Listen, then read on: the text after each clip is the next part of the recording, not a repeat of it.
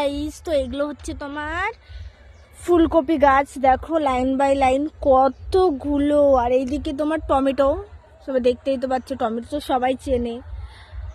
আর এইখানে দেখো little little little little কত কত বাঁধাকপি গাইস। দেখো এখন শীতকাল আর আমি এসেছি বর্ধমান কাটোয়া আমাদের গ্রামের বাড়িতে। তো গাইস দেখো জাস্ট ভিউটা, জাস্ট ওয়াও।